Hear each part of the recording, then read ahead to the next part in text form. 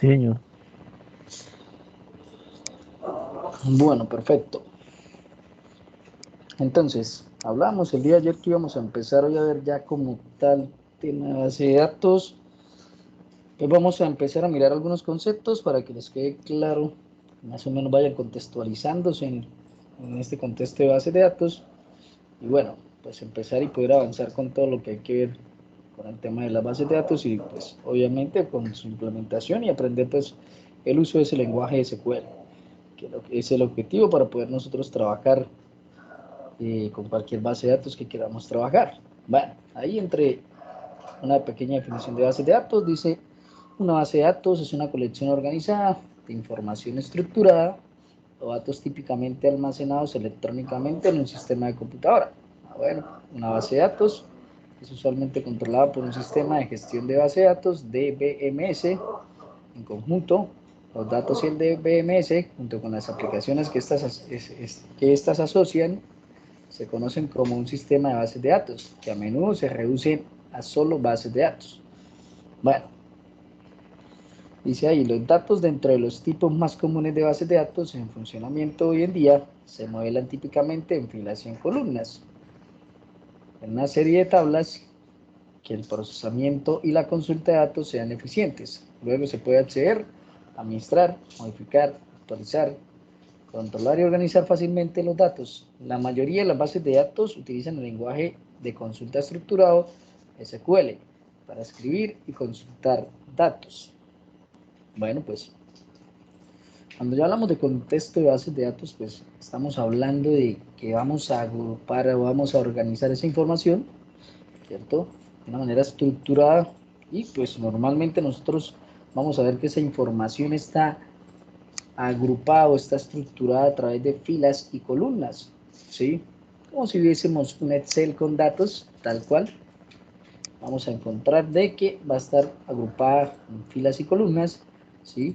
Pero en filas y columnas ¿de qué? Pues de elementos que vamos a llamar tablas de datos, ¿sí? Nosotros vamos a aprender a crear tablas. Esa es la idea, crear tablas de datos, ese montón de tablas que van a estar relacionadas entre sí, que más adelante vamos a ir aprendiendo cómo relacionarlas, pues en esas tablas van a estar compuestas de filas y columnas. Por eso les digo que es muy similar a un Excel, ¿cierto? Vamos a tener unas filas, vamos a tener unas columnas, pero obviamente con una potencia mucho mejor, ¿sí? Más eficiente para nosotros poder trabajar. Bueno, pues hablamos de que para poder gestionar esa base de datos nosotros necesitamos de un DBMS, ¿sí? Ahí dice un sistema que ayuda a la gestión de la base de datos. Bueno, pues ese DBMS pues por lo general es el administrador de la base de datos, es un software que nos permite a nosotros interactuar con esa base de datos, ¿cierto? Que nos permite a nosotros realizar consultas, que nos permite a nosotros modificar registros, actualizarlos, ¿sí? Entonces, entre esos DBMS, pues hay muchos en el mercado. Hay bastantes, nosotros podemos trabajar con el que queramos. Con el que vamos a trabajar ahorita en este ciclo, pues es MySQL, ¿sí? Con ese DBMS vamos a trabajar, pero hay varios, ya ahorita miraremos más adelante qué otros hay. Y bueno, las bases de datos que vamos a trabajar nosotros les debe quedar súper claro, ¿cierto? Van a ser bases de datos basadas en lenguaje SQL, o sea que son bases de datos que van a estar relacionadas, ¿sí? Van a estar relacionadas. Esas son las que vamos a trabajar en este ciclo. Entonces, la mayoría o las principales bases de datos o los DBMS del mercado están basados en bases de datos relacionales, o sea, en ese lenguaje de consulta estructurado llamado SQL, ¿sí? Ese lenguaje nos va a servir ¿para qué? Para poder escribir datos y consultar datos, ¿sí? Entonces nosotros vamos a aprender a escribir datos, vamos a aprender a consultar datos y bueno, vamos a aprender también a crear estructuras, las estructuras que necesitamos para poder guardar esos datos, ¿sí? Y todo eso está basado en el lenguaje SQL. Entonces, pues, todo sistema de hoy en día, pues, tiene una base de datos. Ese concepto ya está desde hace rato, ya pasó el concepto de hace muchísimos años, donde no existían las bases de datos, donde existían guardar datos en archivos planos, ¿sí? Pero que no existía como tal el concepto de bases de datos, ni mucho menos el concepto de DBMS, ¿cierto? De un administrador de esa base de datos, menos iba a existir eso, o sea que era más complejo poder controlar y organizar esos datos, ¿sí? Era bastante complejo. Pero ahora con los motores de bases de datos, pues nosotros vamos a poder trabajar de una manera más fácil, vamos a poder interactuar más fácil con la información y pues gracias a estos DBMS, ¿cierto? Administrador de bases de datos, pues nos permiten hacer eso, trabajar de una manera más sencilla, de una manera más organizada, poder interactuar con la base de datos sin problema. Entonces vamos a poder trabajar sin problemas, sin inconveniente, ¿cierto? Vamos a poder administrarla. Por eso ese es el objetivo de esos DBMS, administrar esa base de datos para poderla utilizar de manera fácil, de manera sencilla, ¿cierto? Inclusive a través de una interfaz gráfica, ¿sí? Para que el trabajo sea mucho más sencillo, pero yo también podría administrar una base de datos solamente también por modo comando, ya sería por consola de comandos. También podría aprender a administrar una base de datos, obviamente me tocaría trabajar todo a comandos, pero también se podría.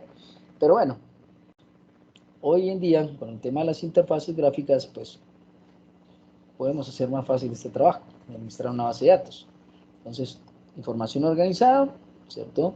Electrónicamente en un sistema, que va a estar totalmente organizada, fácil de acceder, compuesta por muchas tablas que se van a estar relacionadas entre sí, y esas tablas van a estar organizadas en filas y columnas, ¿cierto? Que poco a poco vamos a ir entendiendo.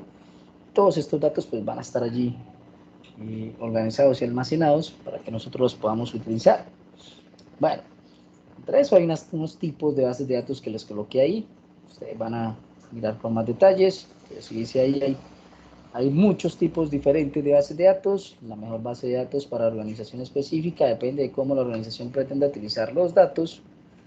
Bueno, de todos los tipos que les relacioné ahí, o los principales que les relacioné ahí, los que vamos a utilizar, o lo que vamos a utilizar en este ciclo es el que se llama tipo de bases de datos relacionales. ¿Sí? Debe quedarles supremamente claro. Las bases de datos relacionales se popularizaron en los años 80. Los elementos de una base de datos relacional se organizan como un conjunto de tablas con filas, con columnas y filas. La tecnología de base de datos relacional proporciona la manera más eficiente y flexible de acceder a la información estructurada. Bueno, pues vamos a encontrar que varias tablas. Ya sabemos que una tabla que es, pues una tabla está compuesta por filas y columnas donde va a estar almacenada la información, ¿sí? Y pues las bases de datos relacionales, pues va a ser un conjunto de muchas tablas, ¿cierto? Depende de qué, pues de la lógica del programa que nosotros vayamos a hacer, depende del tamaño de la plataforma que vayamos a trabajar, ¿sí? Depende de eso. Entonces, depende de eso, pues nosotros vamos a tener 2 tablas, 3 tablas, 5 tablas, 10 tablas, 20 tablas, las tablas que necesitemos para organizar nuestros datos.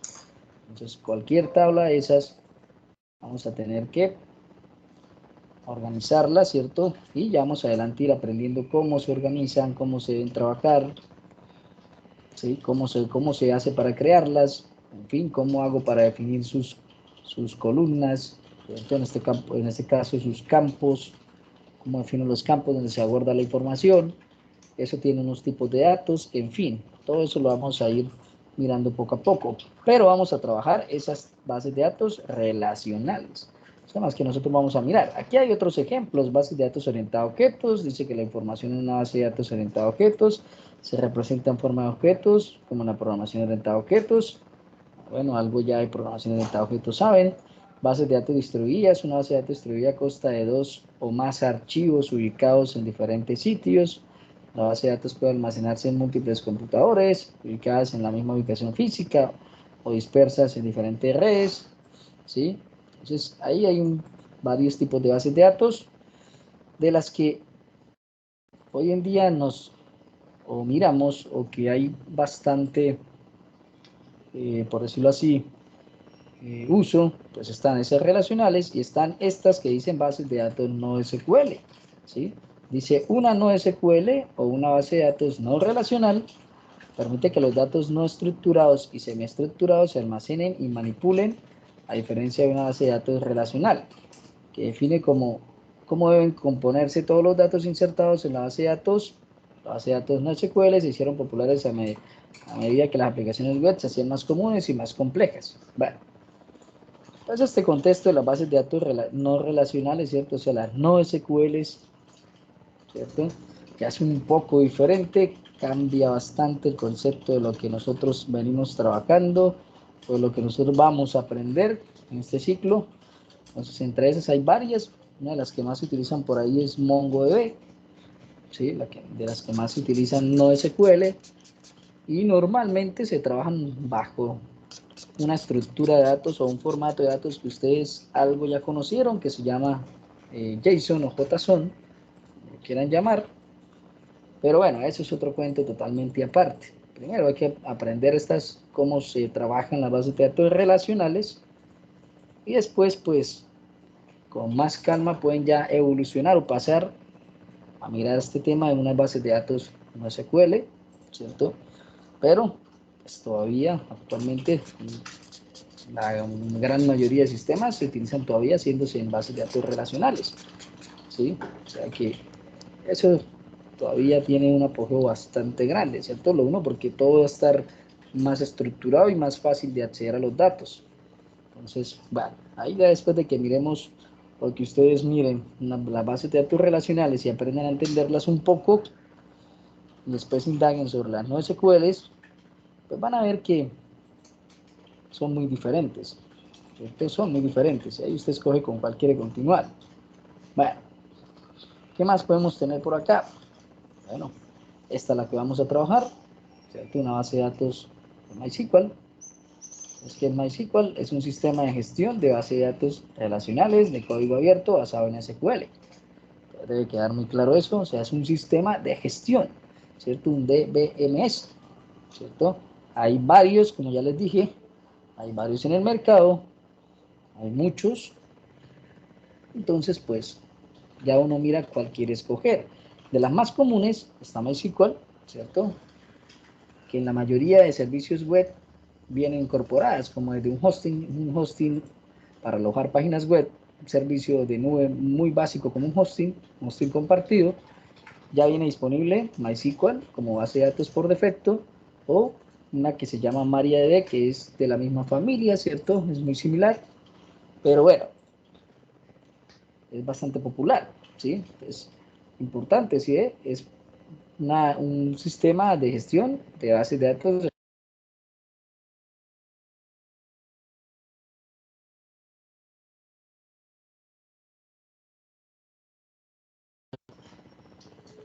¿Me escuchan, señores? Sí, señor, ahora sí se ha silenciado el micrófono, pero ya. Se salió el letrero de que alguien había silenciado el micrófono.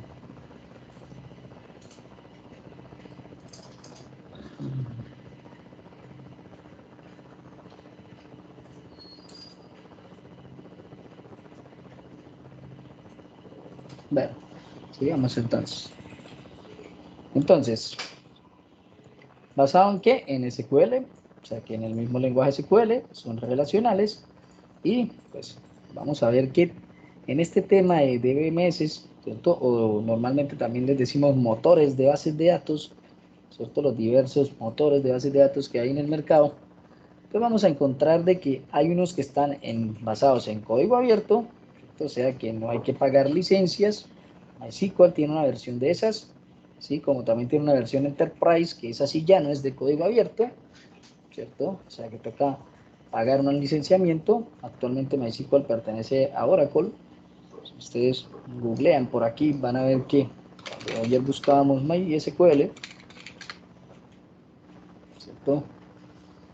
Decíamos descargar. Acá encontramos que había una versión Enterprise. Ya esas versiones Enterprise ya no son gratis, ¿cierto? Ya son pagas. O sea que van a tener ventajas como que, pues, obviamente son motores más robustos, ¿sí? Ya van a tener más características en comparación a sus versiones de código abierto, ¿sí? Entonces, pues las versiones de código abierto son las normalmente que ustedes van a encontrar como communities, ¿sí? Por aquí, si usted ve aquí atrás, viene por acá al inicio donde buscamos, pues va a encontrar que dice MySQL Communities. Si viene por acá, pues va a encontrar que están estas versiones y las podemos descargar, ¿sí? Para Windows o para diversos sistemas operativos. Y pues estas versiones ya van a estar dentro del tema del código abierto, o sea que no me va a tocar pagar, pero mire, ¿sí? Hace tiempos no era de Oracle, ahora ya es de Oracle hace ratico. Oracle adquirió este motor de base de datos, aparte del que ellos ofrecen también desde hace mucho tiempo, que se llama Oracle, ¿cierto? Pero bueno, entonces van a haber varios, ¿cierto? Motores basados en código abierto, o sea que no tengo que pagar licenciamiento. Eso es importante también en el momento de escoger qué base de datos yo voy a utilizar para almacenar los datos de mi aplicación, ¿sí? Debo mirar si pago licencia o no pago, ¿sí? Entonces, tenemos una versión de código abierto, tenemos una versión que me toca pagar, que es privativa, ¿cierto? Lo mismo pasa con Oracle, tiene una versión privativa que hay que pagar un licenciamiento, ¿sí? Y así hay varios. Dice, fue diseñado y optimizado para aplicaciones web y puede ejecutarse en cualquier plataforma. A medida que surgían nuevos y diferentes requisitos con Internet, MySQL se convirtió en una plataforma elegida por los desarrolladores web y las aplicaciones basadas en la web. Debido a que está diseñada para procesar millones de consultas y miles de transacciones, MySQL es una opción popular para las empresas de comercio electrónico que necesitan administrar múltiples transferencias de dinero, la flexibilidad bajo demanda, las características principales de MySQL, ¿sí? Y aquí dice muy clarito, MySQL es un DBMS, ¿cierto? Sistema de administración de base de datos.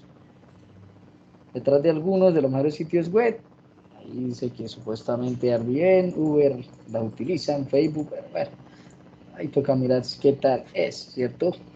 ¿Qué pasa?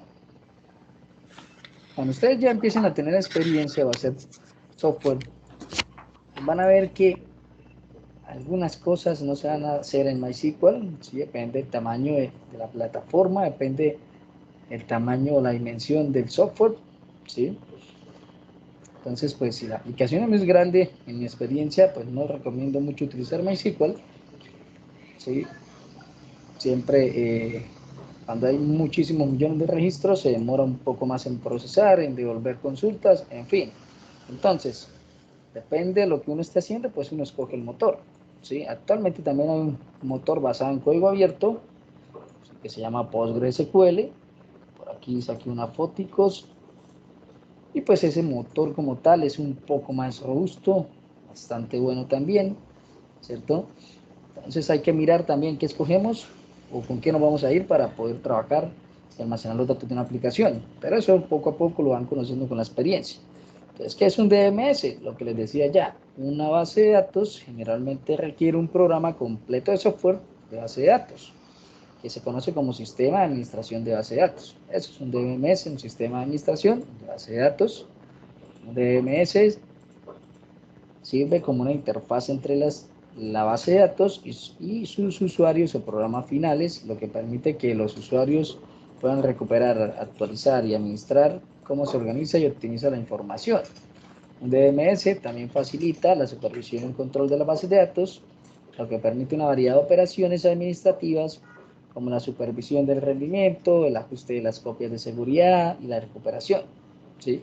Algunos ejemplos de software de datos o DMS más populares, pues ahí está MySQL, tenemos Microsoft Access que está incluido en el Office, eso es una base de datos también, ¿cierto? O sea, tenemos un motor ahí de base de datos, tenemos otra versión de Microsoft que ya no es tan sencilla como su Access, ya es pensado más en la parte empresarial, que se llama este señor que está acá, Microsoft SQL Server, ¿sí? Otro por aquí que hay, Oracle con sus bases de datos, PostgreSQL, que les decía, y hay muchos. Si ustedes se ponen a ver, vamos a ver que hay muchos DMS, ¿cierto? Bastantes, muchos en el mercado, tanto en la línea paga como en la línea de código abierto. Entonces va a haber bastante diversidad para que usted pueda escoger y mirar en qué va a trabajar su base de datos, ¿cierto? O en qué va a trabajar, perdón, qué motor o qué MS va a escoger para utilizar en el desarrollo de su aplicación. Bueno, yo les recomiendo Postgres, es muy bueno, bastante bueno. bastante bueno, diría yo. Entonces es una muy buena opción para trabajar un proyecto pequeño, mediano y grande. Entonces, y pues está, como les digo, por la parte de código abierto, ¿sí? O sea que puedo descargar la versión del motor y no me toca pagar licencias. Entonces es una muy buena opción también. Y pues vamos a tener que, lo van a poder instalar en multiplataforma, ¿cierto? En Linux, en Windows, en Mac. O sea que es una ventaja bastante grande. Tenemos por este lado el señor Oracle, sí, pioneros de las bases de datos, pero hay que pagar licenciamientos, o sea que no se puede trabajar así tan fácil, ¿cierto? O sea que hay que pagar licencias, lo mismo el señor SQL Server, aunque ofrecen versiones Express, ¿sí? O sea, ellos manejan su línea de pago y manejan una línea que se llama SQL Express, que son los de Microsoft, pero obviamente pues tenemos limitaciones, hay bastantes limitaciones en cuanto al tamaño de las bases de datos que se van a poder alocar, el tamaño por cada base de datos, va a tener un límite de tamaño en total, ¿cierto? De almacenamiento, o sea que después de que su base de datos llegue a cierto tope, pues ya no va a poder seguir utilizando esa versión Express, ¿cierto? Entonces, si es algo pequeño, algo que no va a crecer mucho, o sea, va a demorar mucho en crecer, ¿cierto? El volumen de datos, a eso nos referimos, la cantidad de registros, la cantidad de datos que se vayan a guardar, pues podemos elegir una versión Express de ellos y utilizarla, ¿sí? Pero ese es un sistema que va a crecer muchísimo, pues ya debemos pensar en algo que no tenga limitaciones de almacenamiento, ¿sí? Y bueno, y así por el estilo, en el mercado ustedes van a encontrar que hay muchísimos administradores de bases de datos, de diferentes proveedores, de diferentes fabricantes, pagos, no pagos, ¿cierto? Código abierto o privativos, pero bueno, basados en lenguaje SQL, ¿sí?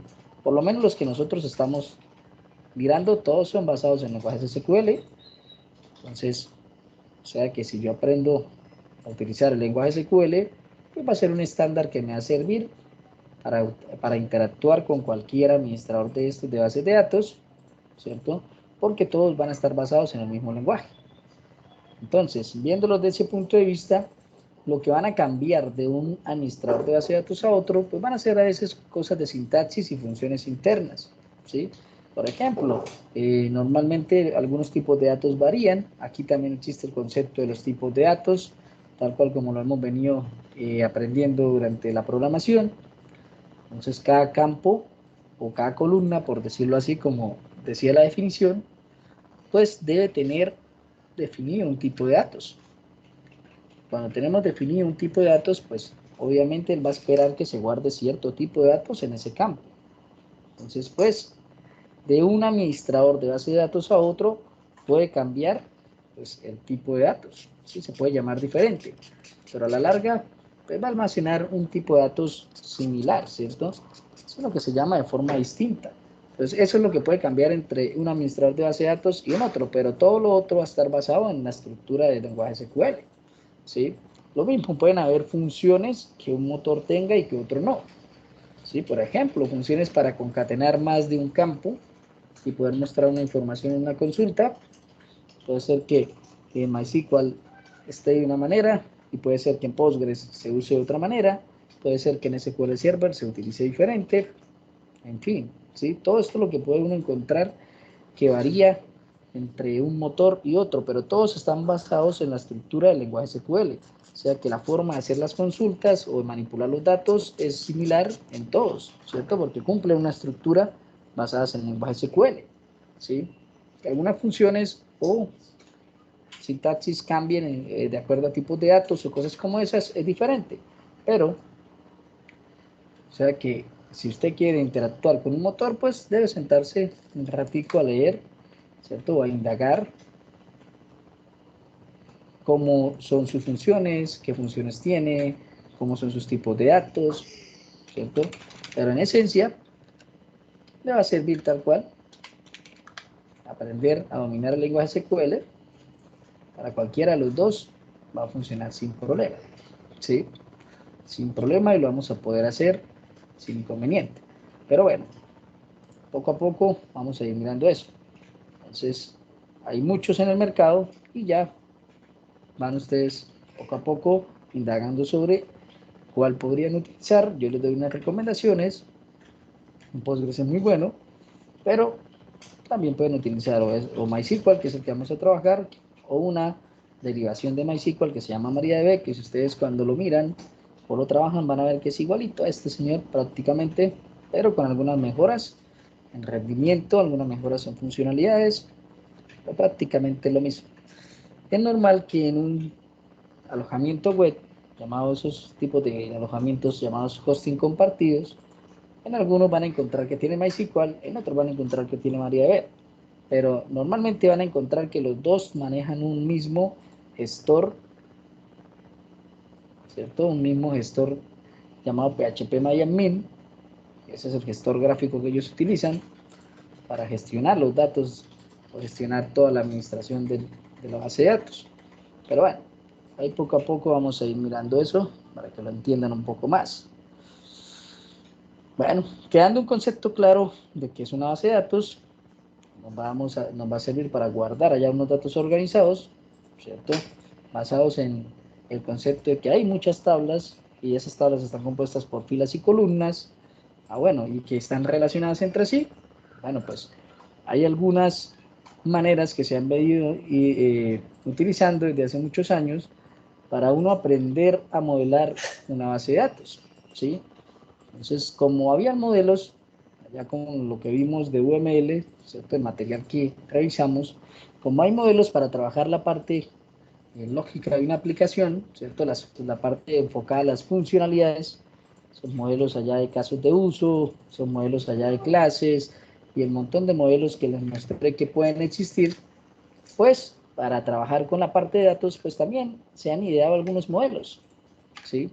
Algunas formas de modelar, ¿cierto? De generar modelos gráficos para poder entender un poco más cómo debe ir la base de datos o cómo está conformada, ¿cierto? Cómo está su estructura, cómo se relaciona, cómo la puedo trabajar, en fin, ¿sí? Eso pasa. Y pues lo más común es que se llama uno que es modelo entidad de relación, ¿cierto? O RD, o otro que se llama modelo relacional. Vamos a mirar los dos por encima, no vamos a enfatizar mucho en este tema, la verdad, esto es algo que por lo menos este que vamos a empezar a mirar, es algo que no se usa, realmente yo nunca lo he utilizado y realmente no veo que lo utilicen, utilizamos el que vamos a ver a continuación. Bueno, dice por acá que un modelo entidad de relación es un diagrama, ¿cierto? También conocido como modelo entidad de relación o ERD, es un tipo de diagrama de flujo. Bueno, pues ya más o menos ustedes en un ciclo 1 alcanzaron a ver algo sobre diagramas de flujo. ¿Sí vieron eso, señores, o no? Sí, señor. Sí, señor. Bueno, pues entonces tienen alguna noción de más o menos qué era un diagrama de flujo. Pues aquí este modelo es muy similar a un diagrama de flujo, ¿cierto? Y dice ahí que ilustra cómo las entidades, como personas, objetos o conceptos se relacionan entre sí dentro de un sistema. Los diagramas o los modelos de entidad de relación se usan a menudo para diseñar o depurar bases de datos relacionales en los campos de ingeniería de software, sistemas de información empresarial, educación e investigación. También conocidos como los RD o modelos relacionales, se emplean un conjunto definido de símbolos, tales como rectángulos, diamantes, óvalos, líneas de conexión, para representar la interconexión de entidades, relaciones y sus atributos. Son un reflejo de la estructura gramatical y emplean entidades como sustantivos y relaciones como verbos. Bueno, pues si ustedes ven, esto realmente es, si lo vemos de esta manera, pues vamos a ver que tenemos por acá algo muy similar a un diagrama de flujo, ¿sí? O algo parecido a un diagrama de flujo, ¿cierto? Donde vamos a encontrar una simbología, ¿sí? Conexiones, mira, hay conexiones de líneas, esto aparentemente o normalmente lo llaman una entidad, estos son los atributos de esa entidad, ¿sí? las conexiones que hay, las relaciones, cómo se relaciona una entidad con otra. Aquí está otra entidad con sus atributos, camión, potencia, matrícula, modelo, tipo, ¿sí? Y de esta manera pues vamos a armar un modelo así grandísimo, dependiendo de la cantidad de entidades, como dicen acá, tenga, ¿cierto? Pero, por eso les digo, esto nosotros realmente, cuando vamos a trabajar en una plataforma, no los utilizamos porque no son tan dicientes, ¿cierto? Es un modelo muy generalizado y tiene unos componentes. Entonces yo voy a poder ver que un rectángulo es una entidad, objeto concreto o abstracto que figura en nuestra base de datos como alumno, cliente, empresa, alergia. Esto, bueno, esas entidades normalmente para nosotros, cuando utilizamos bases de datos, es una tabla, ¿cierto? Aquí le dicen que es una entidad. Tenemos este triangulito, este rombo, como lo que es una relación entre entidades, ¿cierto? Lo simbolizan así, la unión entre entidades, la línea, ¿cierto? Los atributos, o sea, en este caso, estos ovalitos. ¿Qué compone el camionero? Un salario, una dirección, un teléfono, un nombre, una población, ¿cierto? A un paquete, el código, la descripción, el destinatario, la dirección, ¿sí? Lo mismo, podríamos tener una entidad que diga estudiante, qué atributos tiene el estudiante, código del estudiante, nombre del estudiante, apellido del estudiante, ¿cierto? Edad del estudiante, dirección del estudiante, celular del estudiante, en fin.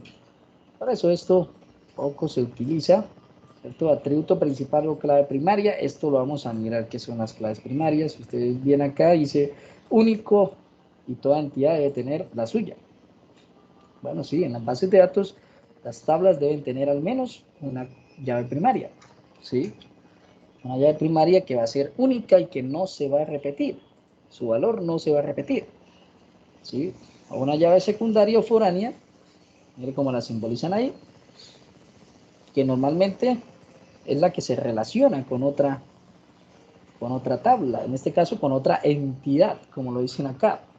Pero estos modelos, pues como les digo, estos modelos son modelos que normalmente en una plataforma poco se piden. ¿Sí? Es un modelo que, como les digo, no es muy diciente. Si lo hacen o lo muestran como a nivel educativo para que usted comprenda más o menos cómo modelar, cómo diría posiblemente, ¿cierto? Una base de datos.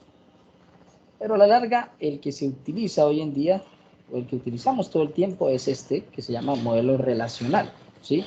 Ahí les dejé la información de qué es una entidad de relación y qué componentes más o menos tiene. Pero como les digo, esto para nosotros no es tan diciente, para los desarrolladores, la verdad no es tan diciente. En cambio, el contraste, el otro que es el modelo relacional, ese sí es para nosotros muy diciente, ¿cierto? Entonces, si ven ahí dice un modelo relacional, es el que permite visualizar la estructura de una base de datos y las relaciones entre los datos y cómo es que interactúan entre sí. Ah, bueno, miren que ya es muy diferente, ¿cierto? Para este modelo relacional, cada cuadrito de estos es una tabla, pero para el modelo entidad de relación, cada cuadrito es una entidad, ¿cierto? O sea que una tabla para ellos aquí es una entidad, ¿sí? Para nosotros en un relacional se llama tabla, ¿cierto? Una tabla de datos, ¿sí? Los dichosos atributos que dicen tener acá estos modelos, pues para nosotros en la entidad de relación son los campos que comprenden esa tabla, ¿cierto? Los campos o las columnas, si lo ven desde ese punto de vista, donde se va a almacenar la información, ¿cierto? Las columnas, haga de cuenta que tiene un Excel, el Excel tiene unas columnas, ustedes normalmente colocan una primera fila donde dice el nombre de cada columna, ¿cierto? Pues aquí esas columnas se llaman campos de datos. Estos son campos de datos, ¿cierto? Y el modelo relacional pues a nosotros nos permite ver qué, cómo se llama el campo de datos, qué tipo de datos tiene, inclusive en algunos software de modelado pues vamos a poder mostrar si tiene algunas restricciones adicionales que vamos a ir aprendiendo poco a poco, cuáles son las restricciones, a qué se refiere con restricciones y todo ese tema que nos va a ir metiendo en este cuento de las bases de datos. Entonces, este modelo sí para nosotros es diciente. Nos dice que la tabla se llama género, que tiene dos campos, ¿sí?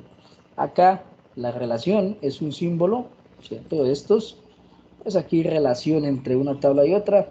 Mire, hay aquí unas lineecitas y que más adelante vamos a mirar que esas relaciones se basan en algo que se llama cardinalidad, ¿cierto?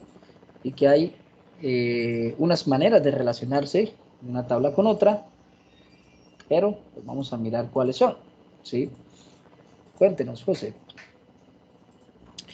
Recuerdo que usted nos mencionaba que cuando comenzamos a ver el diagrama entidad relación, que íbamos a ver un tema de interfaces o arquitecturas, el modelo vista controlador, ¿no? Y Sí, que usted nos hacía referencia precisamente a estos, a las tablas. Haciendo la abstracción, cuando estamos en la capa de datos, cada una de estas tablas pasaría a ser una clase. cada una de estas tablas para salir a hacer una clase, sí, Ok, y prácticamente, cada sí. una de las variables o atributos pasa a ser un objeto. No, no necesariamente. Sí, eso es, se maneja un poco diferente. Por ejemplo, en esta base que tenemos, nosotros tenemos unas tablecitas, ¿cierto? Mire, aquí tenemos una que dice género, grupo, músico, músicos, grupos. Entonces, ¿qué pasa? Cuando estamos trabajando base de datos, vamos a encontrar el concepto, como lo vimos en la herencia en POT, que existen tablas papás y tablas hijas, ¿sí? En cuanto a eso, pues nosotros vamos a mirar de que normalmente yo transformo la cantidad de tablas padres a clases en la parte lógica de mi aplicación, ¿sí? Porque miren que aquí hay algo que dice género, aquí hay una relación, que normalmente esto lo llamamos de uno a muchos, aquí hay grupo, aquí hay una relación que normalmente le llamamos de uno a muchos, pero mire que hay una tabla en la mitad de las dos que dice géneros grupos, ¿sí? Esto normalmente se llama o se considera como una tabla hija o una tabla intermedia que nace porque inicialmente esta relación era de muchos a muchos, que ya vamos a ver qué es ese tema, eso es cardinalidad. Sí, que eso era el Pero tema de primera, segunda y tercera forma normal, ¿no? Para evitar eso precisamente. es un concepto que se llama normalización, pero, pero bueno, eso también vamos a tocar algo ahorita, pero no vamos a enfatizar mucho en eso, realmente nos vamos a centrar en aprender a generar estas estructuras. Pero si miramos, esto nació porque puede pasar de que un género puede tener muchos grupos y que un grupo puede estar en muchos géneros, ¿cierto? Entonces, por eso se dio que hay una relación de muchos a muchos. Cuando nosotros empezamos a ver una base de datos, modelamos la base de datos y empezamos a transformar esto a la parte lógica de nuestra aplicación, ¿cierto? A utilizar esto ya, pasarlo a clases, pues normalmente lo que pasamos son las clases papás. Por ejemplo, clases intermedias no les creamos clases, perdón, tablas intermedias no les generamos clases. O sea que los métodos que vayan a interactuar con esta tabla pueden estar o en este papá o en este papá. O sea que pues, si yo intentara transformar esto a clases basándonos en programación orientada a objetos, me llevaría género, me llevaría una clase que se va a llamar grupo, me llevaría otra clase que se va a llamar músico. Estas dos que están por aquí son intermedias, ¿cierto? O tablas que nacen de una relación que se genera de muchos a muchos y que ya vamos a mirar cómo se maneja eso, ¿sí? Pero normalmente se hace así, ¿vale? Y en cuanto al tema de los objetos, pues no, no quiere decir que todos los campos sean objetos. No, no, no. Eso no es así. Todos los campos, pues la información, otra cosa es que yo a través de la programación orientada a objetos, ¿cierto? Pueda traerme o crear un objeto de tabla de tipo clase género, por ejemplo, ¿cierto? Crear un objeto, o sea que si allá aquí en este caso mi tabla tiene dos campos, ID género y descripción, pues la clase normalmente tendría dos atributos que también son ID género y descripción, ¿sí? Normalmente se trabaja así y van a tener los mismos tipos de datos. Y aquí dice que es entero y aquí dice que es varchar. Ya vamos a mirar qué es un tipo de datos varchar en la base de datos. Estos tipos de datos son tipos de datos para almacenar cadenas de texto, ¿sí? O alfanuméricos.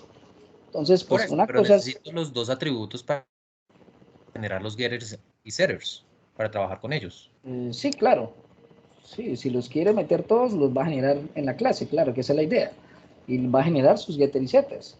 Pero no quiere decir que cada campo sea un objeto, no. Se puede generar un objeto de tipo clase género y a través de ese objeto pues obtener toda la información que contiene sus atributos, que eso es otra cosa, ¿sí? Pero bueno, en esencia la idea es eso, que cada tabla que tenemos papá la transformamos cuando vamos a empezar a transformar esto a una aplicación, ¿cierto? La transformamos a una clase, ¿sí?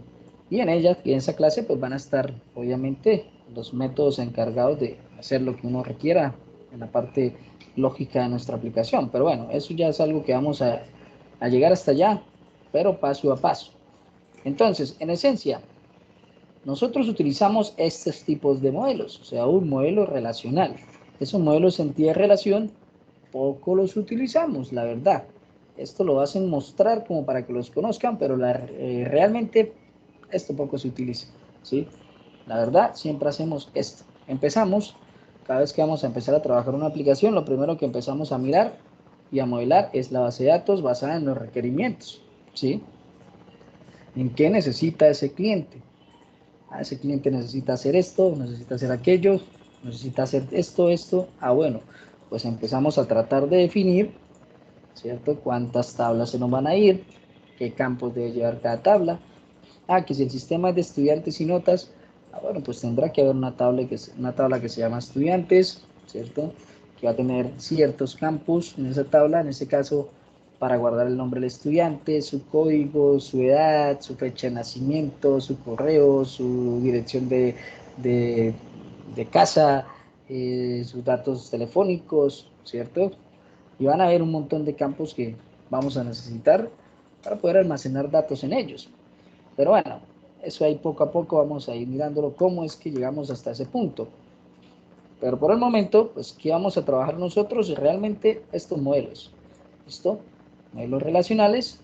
Y vamos a interactuar más adelante con un software que nos va a permitir ayudar a generar estos modelos y a su vez que nos van a permitir después a generar el código SQL necesario para montar nuestra base de datos, ¿cierto? Para crearla y crear toda la estructura de la base de datos, que ya vamos a ver que eso se divide en algo que dice DDL y algo que se dice DML, que vamos a mirar qué es eso, que cada cosa, para poder interactuar.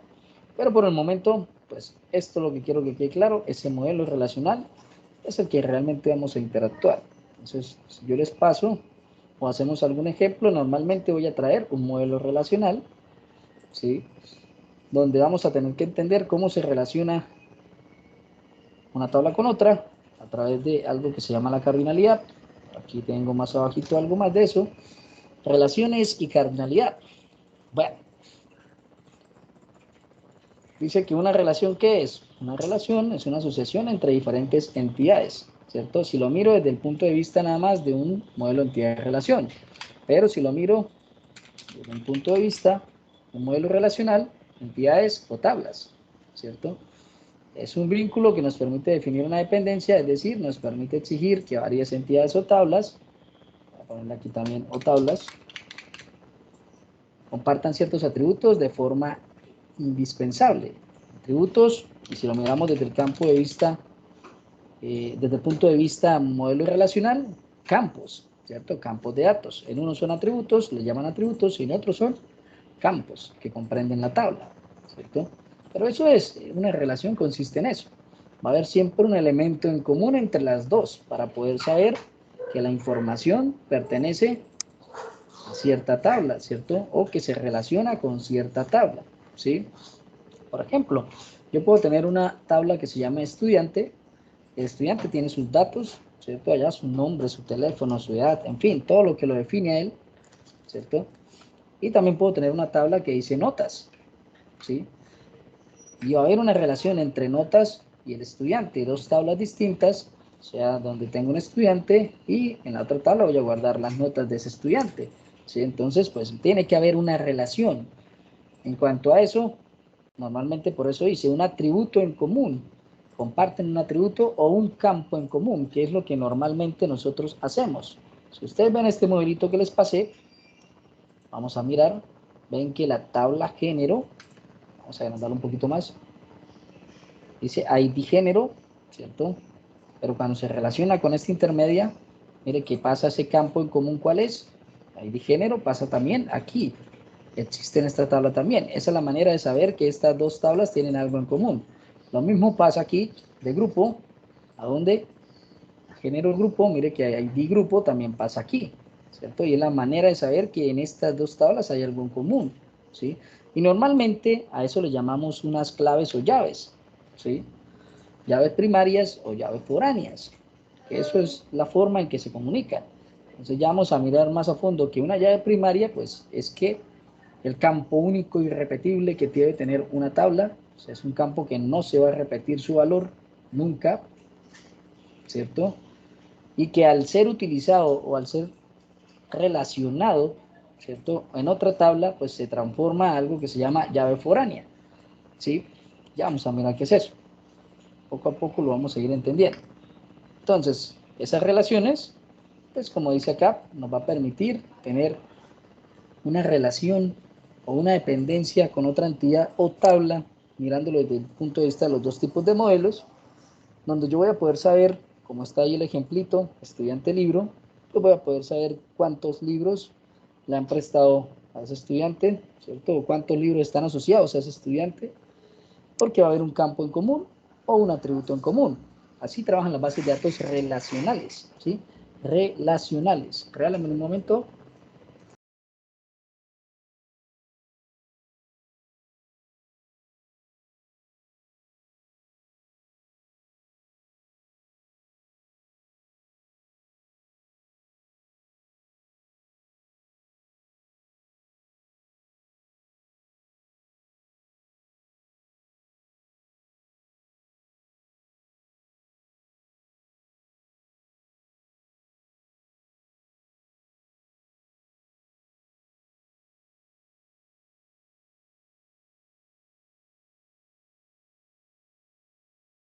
Listo, continuamos.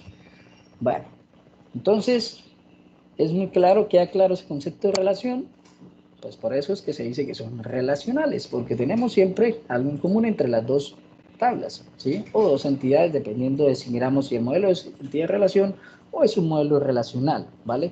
Esa entidad de relación se los puse como para que lo conozcan, ¿sí? Inclusive ahí en los temas dice que hay que mostrarlo, pero como les digo, no lo utilizamos, la verdad eso es algo que no utilizamos, ¿sí? Para nosotros un modelo clave es el modelo relacional, donde podemos ver la estructura de los datos, ¿sí? Y cómo se relacionan una tabla entre otras y qué tipo de restricciones pueden llegar a haber. Esas son las que realmente a nosotros nos ayudan como desarrolladores cuando estamos elaborando una plataforma, ¿sí? Bueno, tenemos un concepto que se llama la cardinalidad. Bueno, pues la cardinalidad dice ahí llamada también multiplicidad, indica la cantidad de elementos o instancias de una entidad A que se relaciona con una instancia de una entidad B. Entonces pongámosle lo mismo, una entidad o tabla, si lo vemos desde el otro punto de vista del modelo, que se relacionan con una instancia de una entidad o tabla B. Que tengan ahí claro, y viceversa. Bueno, normalmente hay tres tipos de cardinalidad, ¿sí? Si encuentran alguna otra cosa sobre eso, bueno, eso ya es cosas que a través de temas de libro extienden el tema, pero realmente hay tres formas, eso es lo que uno normalmente utiliza. ¿Cuáles son? Bueno, pues es la forma en cómo se comunican o se relacionan. Si hablamos del modelo entidad-relación, pues es esta forma en que yo comunico esta entidad con esta otra entidad, ¿cierto? Lo mismo pasa si hablamos del modelo relacional, es de esta forma de cómo comunico esta tabla, ¿cierto? Con esta otra tabla, ¿sí? Tal cual. Entonces, ¿qué tipos hay? Trabajamos tres. Decimos que hay un tipo de cardinalidad que se llama uno a uno, uno a muchos, perdón, control Z aquí, y uno de muchos a muchos, ¿sí? Bueno, dice uno a uno. Esta se da cuando un registro, ¿cierto? Aquí se nos falta una comita. Un registro es el conjunto de datos que se tendrán en una fila, ¿sí? Bueno, si miramos, ustedes van a tener un Excel, en ese Excel tiene filas y columnas. Si ustedes ven, la fila tiene un montón de datos, pues normalmente un registro le llamamos a eso, ¿cierto? O sea, una fila o un conjunto de datos, en este caso si lo miramos en el punto de vista de una tabla, pues vamos a ver que es un conjunto de datos basados en todos los datos que tiene pues, esos campos, ¿sí? Entonces a eso le llamamos un registro. Un registro es solamente una filita en nuestra tabla, nada más, ¿cierto? Entonces dice ahí, dentro de una tabla en una base de datos o elemento de una entidad A se relaciona únicamente con un solo registro de una entidad B y viceversa. Bueno, ¿qué pasa con una relación de uno a uno? Pues sencillamente vamos a tener casos de que, por ejemplo, un producto, ¿cierto? Perdón, una categoría solamente puede pertenecer a un producto. Sí, eso es una relación de uno a uno. Y que un producto solamente va a pertenecer a una categoría. Si existiera ese caso, eso es uno a uno, ¿cierto? Una relación de uno a uno. No vamos a poder tener más cardinalidad en ese punto, ¿sí? Esas relaciones de uno a uno también son muy, muy mínimas, ¿cierto? O sea, no es como tal, poco las utiliza uno también, ¿sí? Muy, muy raro el caso donde utilice uno a uno, pero pues esa es la idea, que un registro que está en una tabla, ¿cierto? Solamente puede estar relacionado en un registro que está en otra tabla, y ese mismo registro de la tabla B, como dice ahí, o la entidad B, solamente puede estar relacionado únicamente con ese otro registro de la entidad A, ¿cierto? Entonces aquí registro de tabla, para que les quede claro, que aplica para los dos tipos de diagramas, ¿sí? ¿Cuáles de las que más utilizamos? Uno a muchos, ¿sí? Y en el mismo ejemplo, pues dice acá, esta sea cuando un registro, bueno, quitémosle aquí, un registro es un conjunto de datos que se tendría en una fila, ahí se los coloqué, dentro de una tabla, de una base de datos, ¿cierto? De una entidad A o tabla, vamos a colocarle aquí para que les quede más claro, se relaciona con 0 o varios registros de una entidad B o tabla. Vamos a ponerle acá. Y cada registro de la entidad o tabla B, vamos a ponerlo por acá, se relaciona únicamente con un registro de la entidad o tabla A. Pues este caso, ¿qué es? Si miramos el ejemplo de categorías de productos o de productos, ¿cierto? Pasa algo como esto. La tabla categorías, ¿cierto? O la entidad categorías, existe una categoría, aseo personal, lácteos, no sé, verduras, en fin, todas las cárnicos. Entonces va a pasar que cuando tengo una relación de uno a muchos, quiere decir que, ¿qué pasa? Que, por ejemplo, la categoría de productos llamado cárnicos puede tener muchos productos asociados en otra entidad o tabla, ¿sí? Eso es lo que nos explica uno a muchos. O sea, puede tener muchos registros asociados en otra tabla o entidad a esa categoría. O sea, que va a haber una relación de uno a muchos. Pero en esa otra tabla, solamente ese registro va a estar asociado solamente a una sola categoría que pertenece a la tabla de categorías. ¿Sí? Tengo una tabla llamada categorías, una tabla llamada productos. Entonces, en mi tabla categoría hay un registro de la categoría que puede estar relacionado con muchos registros de la tabla productos, pero solamente un registro de la tabla productos puede estar relacionado con un registro de la tabla categorías. En ese punto lo llamamos de uno a muchos. Y esa es la que normalmente utilizamos comúnmente, de uno a muchos, ¿cierto? Pero existe otro caso más que es cuando se nos da algo que se llama de muchos a muchos, ¿sí? Estos símbolos los pueden encontrar en los modelos, algunos los manejan uno a uno, de 1 a m, que, o sea, que quiere decir de uno a muchos, y cuando son de muchos a muchos, a veces salen con estos símbolos, n2.m, que indica también que son de muchos a muchos, pero bueno, eso puede pasar en algunos software de modelamiento. Hay otros que no tienen nada de eso, simplemente las conexiones tienen cierta particularidad, ¿cierto? Como estas. Mire que aquí es de 1 a muchos, con las paticas indica que es una relación a muchos, ¿sí? Y la idea es transformar que nunca hayan, siempre existan relaciones de unos a muchos.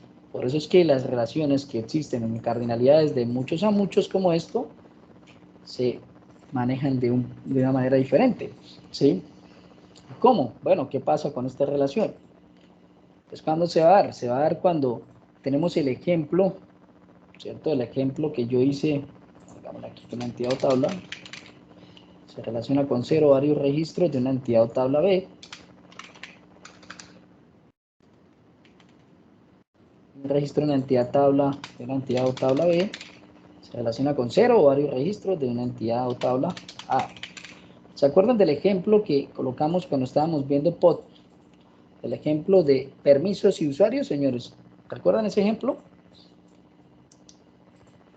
Sí, señor, que un usuario podía tener muchos permisos y un permiso podía pertenecer a muchos usuarios. Exacto.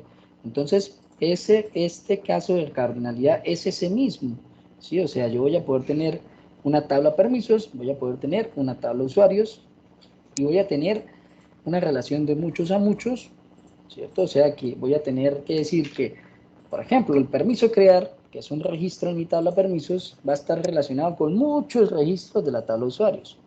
Y lo mismo va a pasar, que en la tabla de usuarios un registro de, por ejemplo, John, es un registro que está en la tabla de usuarios, va a tener relación con muchos registros de la tabla permisos.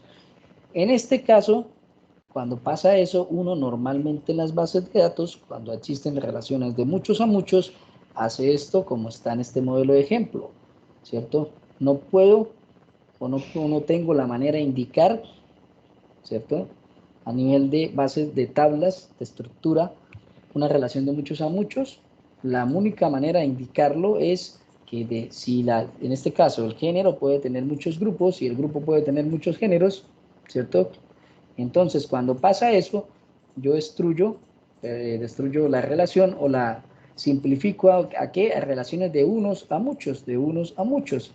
Y nace una tercera tabla. Esto normalmente le llamamos relación de tablas de muchos a muchos, o sea que nace una tercera tabla llamada tabla hija o llamada tabla intermedia, donde sus llaves primarias, las que contienen cada tabla, que ya saben que una llave primaria que es un registro único que identifica cada tabla, ¿cierto? Y no se repite, en este caso cada fila o cada dato, ya lo vamos a mirar más claro más adelante, pues pasan a ser también, en este caso, llaves primarias y foráneas a la vez en esa tabla hija. Eso normalmente se maneja así. Y en esta tabla hija sí vamos a poder colocar ese ID de grupo con muchos géneros o ese género relacionado con muchos ID de grupos, ¿sí? Esos son normalmente las tres tipos de relaciones o normalmente, como se les dice, cardinalidad, ¿cierto? Cómo se relaciona una entidad, si lo vemos desde el punto de vista de un modelo entidad-relación, o cómo se relaciona una tabla si lo vemos desde el punto de vista de un modelo relacional, ¿sí? Uno a uno, uno a muchos o muchos a muchos, ¿sí? Eso es lo que realmente utilizamos todo el tiempo. De ahí para allá, si hay algún otro tipo, si hay alguna otra cuestión, si hay alguna... Eso ya son derivaciones que de pronto se inventen o cosas que no, que ya no tienen como mucho sentido, ¿sí? Realmente uno a uno, uno a muchos, muchos a muchos. Que normalmente uno utiliza uno a muchos y muchos a muchos todo el tiempo, ¿sí? Trata de destruir esas relaciones de muchos a muchos a que queden relaciones entre uno a muchos, ¿sí? Entonces, normalmente lo hacemos así. Pero bueno, ¿esto para qué? Para entender la manera en cómo yo voy a relacionar una base, perdón, una tabla con otra o una entidad con otra, ¿sí? Debo aprender o entender que esta es la manera como se relacionan, ¿cierto? Es la manera como lo hacen, ¿sí? Ahí tenemos aquí uno a uno, ¿cierto? Un profesor, mire este caso, tiene un currículo y ese currículo es únicamente ese profesor, ¿cierto? Entonces ahí en ese caso sí hay una de uno a uno, sin problema, porque esa hoja de vida como tal es de él nada más, ¿sí? No es esa hoja de vida, no es de muchos profesores diferentes, no, es de él nada más en específico. Pues en ese caso, pues va a haber uno a uno, ¿cierto? Pero, por ejemplo, este otro ejemplo, un país puede tener que muchas ciudades, pero una ciudad solamente es de un país en específico, ¿cierto? Bueno, eso pasa. Entonces ahí tenemos una de uno a muchos, ¿sí? Uno aquí, muchos acá, uno aquí, uno acá. O un estudiante, ¿cierto? Puede prestar muchos libros, y un libro también puede ser prestado por muchos estudiantes, ¿sí? Ahí tenemos una relación de muchos a muchos. Esta es la cardinalidad que tiene que quedar claro, ¿sí? Claro en cuanto a qué, pues, al tema de cómo se relacionan esas bases de datos. Háblenme un momento, muchachos.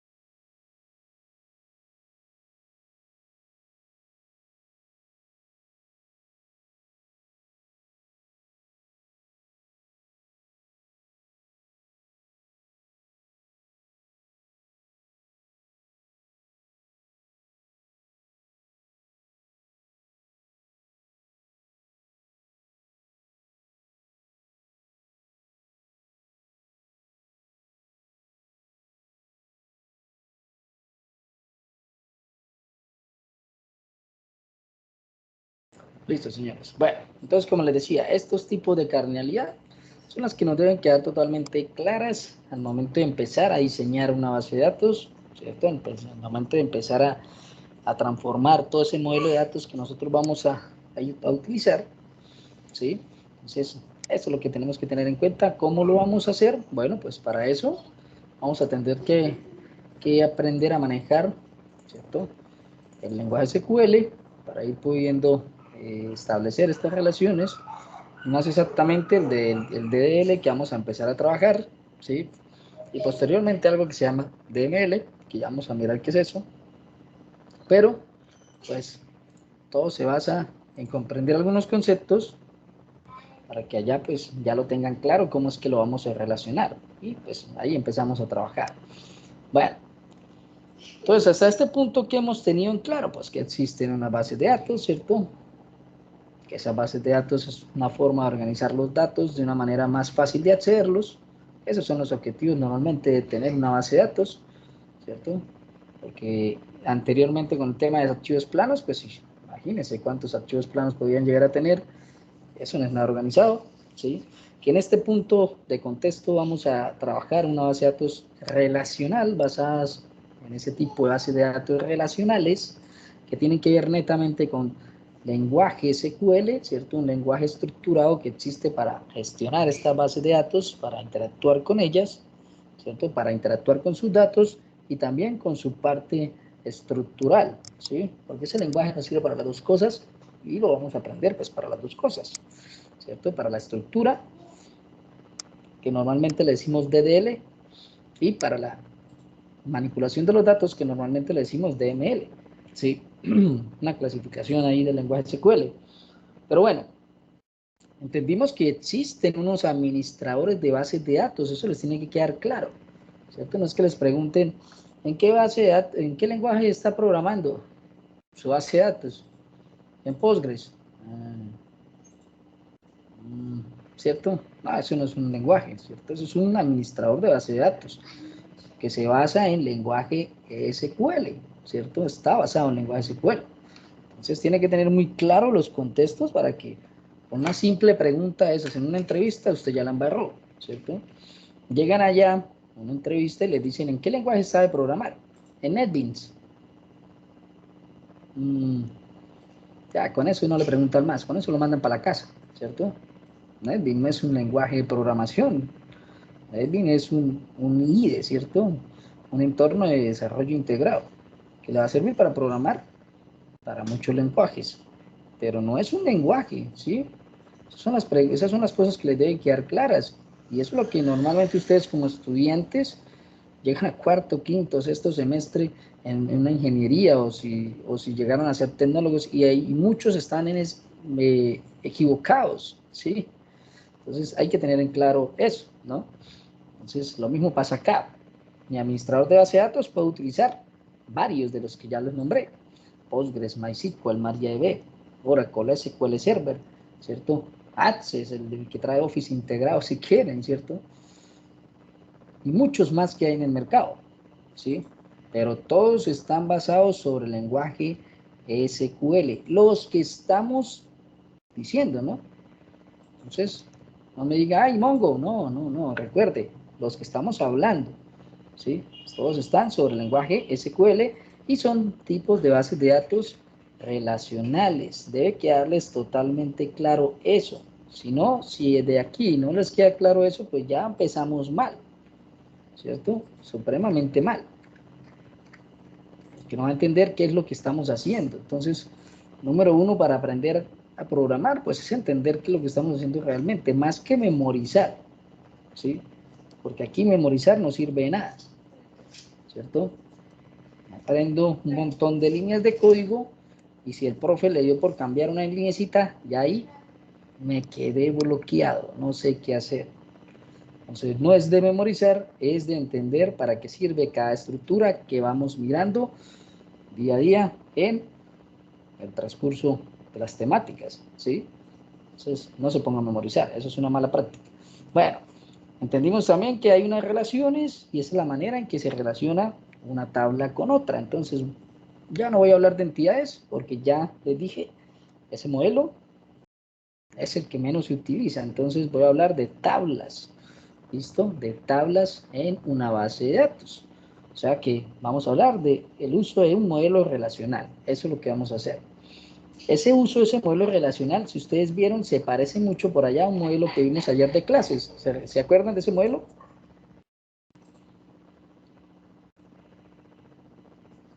Sí, señor, la estructura es similar. Es muy similar, por eso les decía, inclusive ayer, que ese modelo se parecía mucho al modelo relacional, ¿sí? Es muy similar, muy parecido, lo único es que aquí no vemos que tenga métodos, pero sí están sus atributos, sus tipos de datos, su nombre, es muy similar. Entonces tienen una relación ahí, muy similar. Pero bueno, ahí vamos a poder poco a poco identificando eso sin problema. Listo. ¿Qué tenemos más por acá? Hay un proceso que se llama normalización, ¿sí? Realmente esto es una técnica como para que usted aprenda cómo poder modelar una base de datos, ¿cierto? Pero bueno, es una técnica que simplemente la puedes leer, la puedes contextualizar, entenderla y leerte unos ejemplos y bueno, ya entendió qué es más o menos lo que hace. Es unos pequeños pasos o etapas que normalmente le llaman primera formal, segunda formal, tercera formal, que se inventaron por hasta una quinta, pero que normalmente todo el mundo la hace por ahí hasta la tercera forma, pero es eso, es analizar un caso, empezar a mirar, ¿cierto? Empezar a identificar ciertas cosas que debemos tener en cuenta para poder llegar a qué. Pues aquí dice, mira, la normalización es el proceso de organización de datos en una base de datos. Bueno, es un proceso para organizar esos datos en una base de datos. ¿Y qué incluye esto? Pues crear tablas, establecer relaciones entre dichas tablas de acuerdo con las reglas diseñadas, tanto para proteger los datos como para que la base de datos sea más flexible al eliminar la redundancia y la dependencia incoherente. Bueno, esto pasa mucho, ya vamos a mirar más adelante qué es eso. Los datos redundantes desperdician espacio en disco, ¿cierto? Y crean problemas de mantenimiento. Si se deben cambiar los datos que existen en más de un lugar, los datos deben cambiarse exactamente del mismo modo en todas las ubicaciones. Un cambio de dirección de cliente es mucho más fácil de implementar si los datos se almacenan solo en una tabla de clientes y en ninguna otra parte de la base de datos. Bueno, ¿qué pasa con este proceso de normalización? Realmente es para que usted entienda de que hay una manera correcta de crear las tablas, de organizar nuestra base de datos. Y es, por ejemplo, como dice acá, si yo cambio un dato de un lugar, en este caso de una tabla, ese dato se debe cambiar en la que esté relacionada también, ¿sí? Porque para eso existe una relación, ¿sí? No haga de que si cambie un dato por acá en una tabla, ¿cierto? Que tenía que ver con otro dato de otra tabla, en la otra tabla no se actualizó. Eso ya es un error grandísimo. Entonces va a haber algo que se llaman datos redundantes, o sea, datos que quedan sueltos, huérfanos, no saben de quiénes son, ¿sí? Y nosotros, al momento, en el transcurso de nuestra parte de desarrollo, vamos a tener que estar interactuando con algo como esto, problemas de mantenimiento. No crea, usted creó su base de datos y le metió datos y eso se va a mantener solo y ya funciona bien. No, señor. ¿Sí? En cierto momento va a empezar su aplicación a ponerse lenta. ¿Sí? Sus consultas se van a empezar a demorar un poco más. Bueno, pues hay que hacerle procesos de mantenimiento para que esa base de datos mantenga siempre óptima, ¿sí? Y entre esos, pues los datos o la estructura de su base de datos tiene que estar bien diseñada, ¿cierto? Bien diseñada, y por eso se inventaron este concepto. Bueno, hay unos parámetros o unas bases en las que nos vamos a fijar para poder aprender a diseñar o a crear bien esas tablas, a establecer bien esas relaciones, ¿cierto? En dichas tablas, sin que llegue a existir redundancias de datos, ¿cierto? Datos repetidos, sin que lleguen a existir datos huérfanos, como decimos por ahí, datos que quedan perdidos en una tabla y no se saben de quién o con quién se relacionan, y esos datos, pues, generan ahí demoras en consultas, generan ahí datos que no sabemos a quiénes pertenecen, cómo los eliminamos, en fin. ¿cierto? Entonces, todo eso tiene que ver con eso. Y entonces, eso es lo que ellos se inventaron por aquí, algo que dicen que la primera forma normal, y les dan unas pautas, ¿sí? Unas pautas como dice acá, elimine los grupos de repetición en tablas individuales. Cree una tabla independiente para cada conjunto de datos relacionados. Identifique cada conjunto de datos relacionados con una clave principal. Bueno, dice por ejemplo acá, no use varios campos en una sola tabla para almacenar datos similares. Por ejemplo, para realizar un seguimiento de un elemento de inventario que puede venir de dos orígenes posibles, un registro de inventario puede contener campos para el código del proveedor y para el código del proveedor 2. Bueno, pues, ¿qué hago yo? Mire qué pasa acá. ¿Qué sucede cuando se agrega un tercer proveedor? Tenía dos campos apenas para un proveedor 1 y para un proveedor 2, ¿cierto? Agregar un campo no es la respuesta, requiere modificaciones del programa y la tabla, y no se adapta sin problemas a un número dinámico de proveedores. En su lugar, coloque toda la información del proveedor en una tabla independiente denominada proveedores y a continuación vincule el inventario a los proveedores con una clave de número de elementos o proveedores para realizar el inventario con una clave de código de proveedor. Si vemos esto, ¿qué nos está diciendo? Oye, hermano, esto ya tiene un problema. O sea que yo creé una tabla pensando que únicamente eso toda la vida un producto iba a tener dos proveedores, ¿cierto? Resulta que eso no pasa. El producto yo se lo puedo comprar a cualquier cantidad de proveedores, ¿sí? Entonces, ¿qué pasa? Y lo mismo, un proveedor, pues puede ser un proveedor de muchos de mis productos. Inclusive puede llegar a ser una relación de muchos a muchos, ¿cierto? O sea que esto no debería ser así. Si llega un tercer proveedor, agregamos otro campo. No, señor, destruyo eso en otra tabla. Eso es lo que nos indica, ¿cierto? Cree una tabla independiente para cada conjunto de datos relacionados. Bueno, pues entonces hagamos una relación, ¿cierto? Una tabla productos y me creo una tabla proveedores, totalmente aparte, ¿sí? Y puedo tener una tabla productos que un registro de un producto se relaciona con muchos proveedores. Se lo compro a muchos. Ah, bueno, perfecto. Y con eso soluciono eso, ¿sí? Identifique cada conjunto de datos relacionados con una clave principal. Claro, se llama, esto es lo que le decimos nosotros, llave primaria, ¿sí? O sea, mi tabla productos va a tener un único código interno que me va a permitir identificar que ese es mi producto, ¿cierto? Y que se relaciona con una tabla de proveedores, ese único campo que no se repite nunca, se va a llamar llave primaria. Y esa es la manera con la que yo sé ese producto, cuántos proveedores tiene, porque ese es el campo en común, ¿sí? Una clave principal, ¿cierto? Para que se relacione de una con otra, ¿sí? Mire, son cosas que nos dicen, ¿cierto? Con cosas puntuales. Primera forma de normalizar. Ay, hermano, créese tablas independientes, ¿sí? No mezcle. O sea, no tengo aquí 10 campos para 10 proveedores en la tabla de productos. No, eso ya son dos tablas. Entonces nos dice, partamos eso en dos tablas, ¿cierto? O sea, que todo lo que veamos que se pueda partir en diferentes tablas, lo partimos en diferentes tablas, que esa es la manera correcta. Todo lo debemos relacionar con un campo principal o una llave primaria. Ahorita que estemos creando estructuras, vamos a ver cómo se trabaja eso. Que elimine grupos de repetición en tablas individuales, pasa lo mismo, ¿cierto? Por ejemplo, yo puedo tener el nombre del proveedor.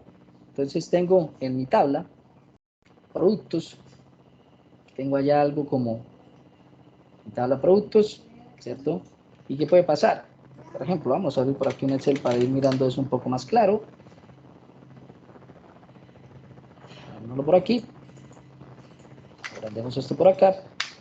Y aquí puedo tener un campo que se llama producto, ¿cierto? Un campo que se llama código del producto.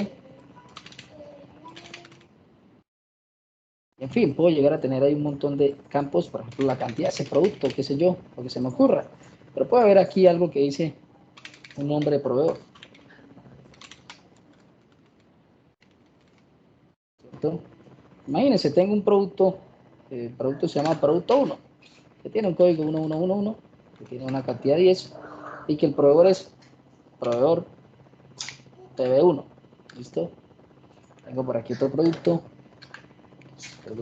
Es otro producto diferente, tiene otra cantidad diferente, pero resulta que el nombre del proveedor es el mismo. Esto no se debe hacer, ¿cierto? Imagínense, esto no es correcto, por eso dice acá, elimine esos grupos de repetición, ¿cierto? En tablas individuales. Imagínense una tabla, uno creándole por cada registro de producto, escribiéndole PB1, PB1, PB1. Eso no es correcto, ¿cierto? A eso se refiere con eliminar esos grupos de repetición. O sea que esto, ¿qué voy a hacer yo con esto? Esto para mí es una tabla totalmente independiente, ¿sí? Que tiene sus campos totalmente independientes, su código de proveedor, su nombre de proveedor y otros datos que lo definan, su dirección, su teléfono, en fin. Y entre la tabla productos y entre ese proveedor, pues va a haber una relación. Pero yo no tengo que estar haciendo esto, repitiendo valores en unos campos. Eso no tiene mucho sentido, ¿sí? Eso no tiene mucho sentido. Entonces, si ustedes ven, estas son pequeñas pautas que se inventaron para nosotros tener en cuenta y aprender a diseñar nuestras bases de datos de una manera más correcta, ¿cierto? Tenemos una segunda etapa, dice segunda forma normal. Cree tablas independientes para conjuntos de valores que se aplican a varios registros. Relaciona estas tablas con una clave externa. Bueno, los registros no deben depender de nada que no sea la clave principal de una tabla. Una clave compuesta si es necesario. Por ejemplo, considere la dirección de un cliente en un sistema de contabilidad. La dirección es necesaria para la tabla clientes, pero también es para la tabla pedidos. Envío, facturas, clientes y colecciones.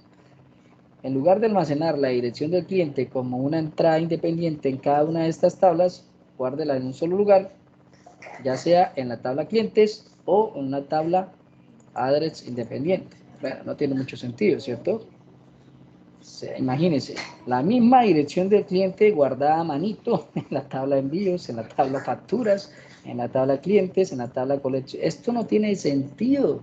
Eso así no se utiliza. Por eso dice cree independientes tablas, ¿cierto? Y relaciona estas tablas con una llave externa. Pues a eso es lo que le llamamos llave foránea, ¿cierto? Si yo tengo el caso del cliente, imagínense cuando esté creando una factura al cliente que me vuelva a pedir la dirección del cliente. Eso no tiene mucho sentido, ¿cierto? Lo correcto es que la tabla clientes tenga un campo para la dirección y se relacione a través de su tabla, de su clave externa, que aquí dicen clave externa, pero esto es una llave foránea, o sea, su llave primaria va a pasar a ser también un campo en común de las otras tablas donde la necesite. Por ejemplo, el cliente se va a relacionar con la tabla facturas. Bueno, su ID de cliente va a estar relacionado con un campo que va a estar en facturas que se llama ID de cliente. Y de esa manera la factura ya sabe que la dirección del cliente es tal, porque los datos están relacionados y los puedo sacar de la tabla clientes, ¿sí? Pero no vaya a ser como el caso que dice aquí del producto. Imagínense, la dirección escribirla en todos lados. Eso no tiene mucho sentido, ¿sí? Debe estar en un solo lugar esa información. En este caso, en este ejemplo, la dirección solamente va a estar en una tabla clientes, ¿sí? Y se va a relacionar con una llave foránea con las demás tablas que necesiten de los datos del cliente, ¿sí? Por ejemplo, como la tabla facturas, por ejemplo, como la tabla de envíos, como lo dice ahí el ejemplo. Entonces, allá va a estar consignada la dirección del cliente solamente en esa tabla de clientes, pero se va a relacionar o vamos a poder obtener esa información gracias a ese campo en común que hay entre esas otras tablas, gracias a la relación que existe, ¿sí? Pero no es correcto hacer eso. Otro error que caen ustedes bastante es que, por ejemplo, están creando, puede ser este mismo caso del cliente, y necesitan asignarle de qué ciudad es, y le crean un campo para guardar el nombre de la ciudad. Eso es incorrecto. Imagínense, cliente Carlos Quintero, ciudad Bucaramanga, escrito, cliente Andrés Serrano, ciudad Bucaramanguita. Imagínense hacer una consulta con eso. Sáqueme una consulta donde los clientes me los agrupe por ciudad. Se muere, ¿cierto? Porque resulta que el cliente Andrés Felipe, ciudad Bucaramanga, o Bucaramanga en mayúscula o Bucaramanga abreviado. Uf, terriblemente terrible. No podemos sacar una consulta con algo como eso. Lo correcto es que exista una tabla que se llame, por ejemplo, ciudades, ¿sí? Totalmente aparte y que tenga todas sus ciudades, todas las ciudades que tenga, por ejemplo, Colombia, ¿sí? Y se va a relacionar el cliente, se va a relacionar con esa tabla a través de una relación de un campo en común, ¿cierto? Eso es lo correcto. O sea que siempre voy a seleccionar, si es Bucaramanga, siempre va a ser el valor de un mismo registro para todos. Y en ese punto sí puedo hacer una consulta que me diga cuáles son de Bucaramanga, cuáles son de Bogotá, cuáles son de alguna otra ciudad del país, de Medellín, ¿cierto?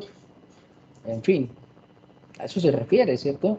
Relacione esos datos con una clave externa, en este caso eso es una llave foránea, o sea, mi llave principal, mi llave primaria pasa a ser foránea en otras tablas. Esa es la relación que yo voy a hacer. Pero no me escriba cosas como esas, ¿sí? En cada tabla escribo la dirección del cliente. Eso es terrible, ni en el Excel ya lo hacen así, ¿sí?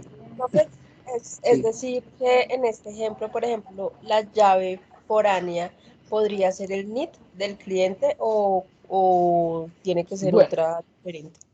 esa es una opción, pero resulta que ustedes cometen errores como esos que no se deberían hacer.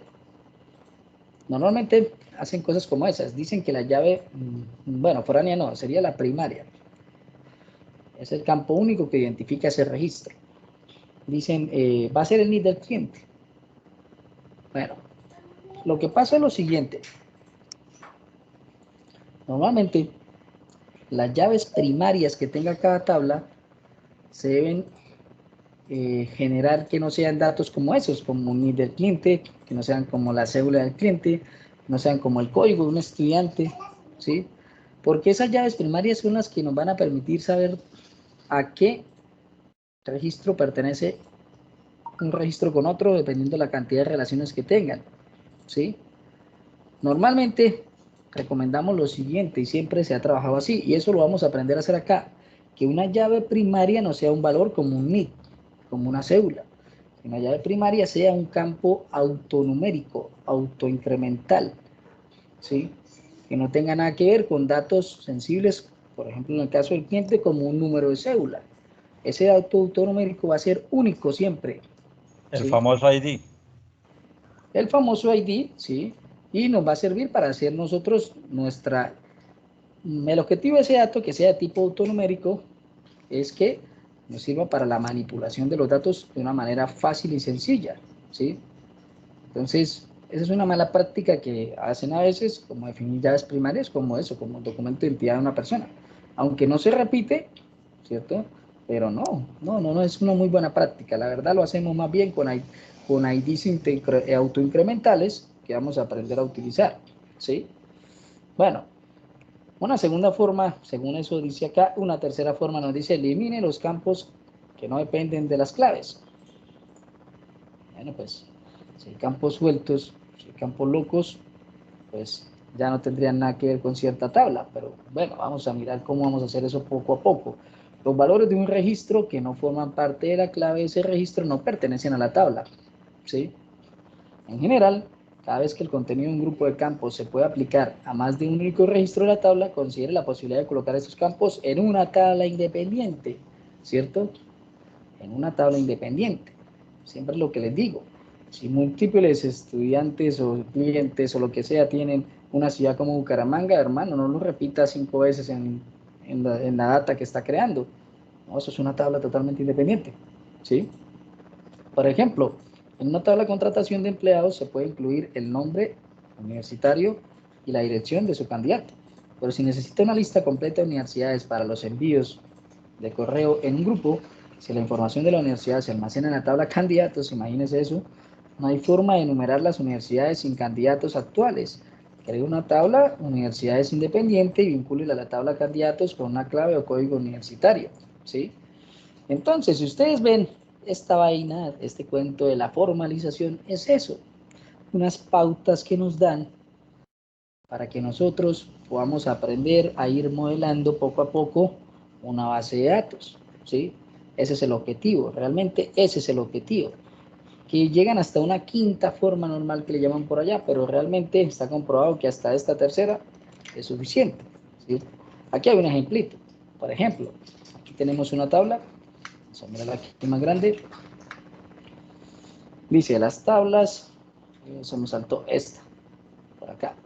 Estos pasos muestran el proceso de normalización de una tabla de estudiantes, tabla no normalizada. Miremos, tiene un campo estudiante, ¿cierto? Que es un número, supongo que es el ID del estudiante. Mira, aquí tiene 1022, 4123, tiene un asesor, el nombre del asesor, tiene por acá otro dato más, ¿cierto? 412, 216, tiene unas clases, mire, clase 1, clase 2, clase 3, ¿cierto? Y tiene unos códigos de unas clases, ¿vale? ¿Qué pasa con esto? Nada más a simple vista, cuando usted mira esto, usted dice, esto ya es una tabla independiente, ¿cierto? Porque si necesita una cuarta clase, ¿qué tienen que hacer? ¿Agregar otro campo para la cuarta clase? Eso es una mala práctica ya. Desde ese punto de vista, ya la estamos embarrando, ¿cierto? Entonces, dice por acá, primer formulario normal o primera forma normal, sin grupos de repetición. Las tablas, vamos por aquí un poquito. Las tablas solo deben tener 2 dimensiones, dado que el alumno tiene varias clases. Bueno, 2 dimensiones, ¿cierto? Dado que el alumno tiene varias clases. Estas clases deben aparecer en una tabla independiente. Los campos clase 1, clase 2 y clase 3 de los registros anteriores son indicaciones de problemas de diseño. Y sí, un problema gravísimo, ¿cierto? Se llega a cambiar el software de que ya no soporta 3 clases, sino ya deben ser 5. ¿Qué problema? Ponerse a agregar campos y modificar datos. Brutal esa modificación, ¿sí? Por eso dice, esto ya debe ser una tabla independiente. Las hojas de cálculo suelen utilizar la tercera dimensión, pero las tablas no, ¿sí? En Excel ustedes hacen de todo y utilizan eso de una manera totalmente y tienen un problema. Aprenden a manejar Excel y piensan que todo lo pueden resolver con Excel. No, para eso ya existe algo como esto, bases de datos y ya algo como la programación. Entonces, no todo lo puedes resolver en el Excel, ¿sí? Entonces, ¿qué pasa? Dice ahí, otra forma de ver este problema es como una relación de 1 a varios o de 1 a muchos, ¿cierto? No ponga el lado 1 y los muchos en la misma tabla. En su lugar, crea otra tabla en primera forma normal, eliminando el grupo de repetición, clase. Ahí metió eso. En la misma tabla metió el concepto de 1 a muchos. Miren la PPT anterior. Mire, este estudiante tiene muchas clases y olímpicamente le metió todas las clases ahí mismo. Eso no se hace, eso es otra tabla, ¿sí? Otra tabla totalmente independiente. Por eso dice, no meta la relación de 1 a muchos en el mismo lugar, ¿sí? No tiene mucho sentido. O sea que usted independiza ya eso. ¿Y ahora cómo se va a relacionar? Mire que ya la va a relacionar a través de un ID, va a relacionar la clase que tiene ese estudiante. Y ya va mejorando el diseño, ¿cierto? Ya va mejorando el diseño. O sea, ya tiene 2 tablas, una que se llama estudiante, una que se llama clases. Y a través del ID o a través del campo autonumérico que vamos a aprender a utilizar, pues se van a relacionar qué clase pertenece a cada estudiante, ¿cierto? Bueno, sigamos mirando el ejemplo.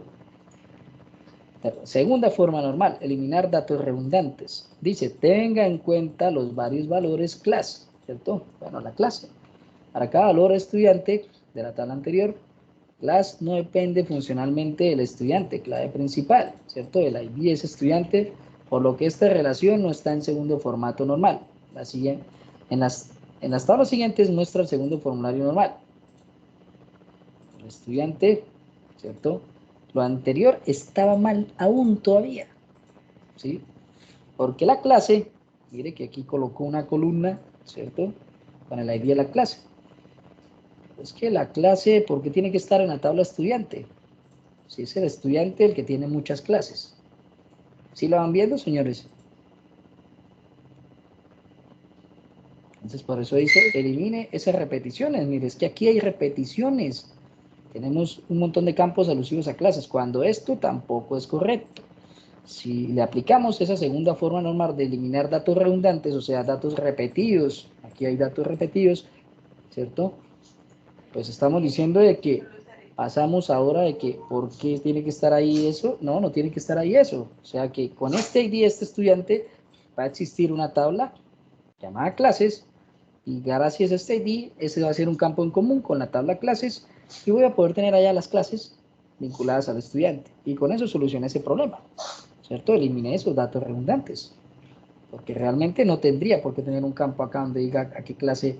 Imagínense, el mismo estudiante, 10 clases. No, al contrario, el estudiante está una ID del estudiante y en 10 registros diferentes de la tabla clases, que eso es lo correcto. Eso es lo que se debería normalmente hacer. ¿Qué otra tenemos?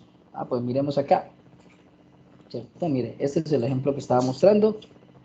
Un estudiante, mire, 2 registros, ¿sí? Cuando esto tiene que estar en tablas separadas, ¿sí? Esa es la manera correcta. Tercera forma normal, eliminar datos que no dependen de la clave. En el último ejemplo, me decía ADBRON, es un campo, número de oficina del asesor, ¿sí? Depende funcionalmente del atributo advisor, bueno, allá lo llaman, como lo quieran llamar. La solución es mover ese atributo de la tabla estudiantes a la tabla profesor, como se muestra a continuación, ¿sí? No lo necesito acá. Ah, bueno, profesor, mira, aquí está el profesor, aquí están las salas, el departamento al que pertenece, y mire, pasa lo mismo. Tengo un campo asesor por acá, y se va repitiendo. No, esto es otra tabla totalmente diferente.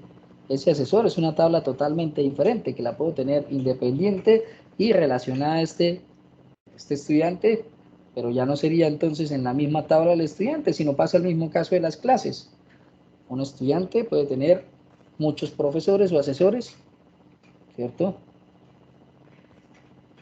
O sea que va a haber una tabla independiente para esos profesores y asesores, y yo la voy a relacionar con un campo en común del estudiante, el ID de ese estudiante. Bueno, pues esta es una de las maneras que utilizan para tratar de entender cómo modelar una base. Pero bueno, poco a poco usted lo va adquiriendo con los diferentes escenarios que se le van a ir presentando, ¿sí? Y vamos a empezar a hacer muchos ejemplos para aprender a modelar estas bases de datos. Pueden seguir leyendo cualquier cantidad de ejemplos de normalización. Hay muchos en internet, muchos. Realmente el concepto o el objetivo de esto es eso, esas pequeñas pautas que colocan para que paso a paso usted vaya entendiendo de que, ah, bueno, mire, no debo tener datos repetidos. Ah, bueno, esto es otra tabla, ¿cierto? Toda tabla debe tener un campo primario, o sea, una clave principal. Ah, sí, claro, debe ser el ID del estudiante, debe ser el ID del profesor, debe ser el ID de las clases, ¿cierto? Pero son, ¿cierto? Un proceso con unas pautas que nos ayudan paso a paso a ir entendiendo cómo organizar ese modelo, ¿sí? Cómo organizar ese modelo de datos, ¿sí? Cómo organizar esa basecita de datos de tal manera que el diseño me quede perfectamente bien, ¿sí? Bueno, ¿qué otra cosa? Estas bases de datos nosotros normalmente tenemos que aprender a qué, a que las relaciones sean muy sencillas entre tabla con tabla, o sea que si yo quiero sacar un datico, sea fácil a través de una consulta muy sencilla, ¿sí? No hay que hacer bases de datos extremadamente complicadas para poder sacar un dato, y ahí es donde viene el problema del diseño. Si la diseñé mal, pues, hermano, sacarle una consulta a eso es terrible, ¿sí?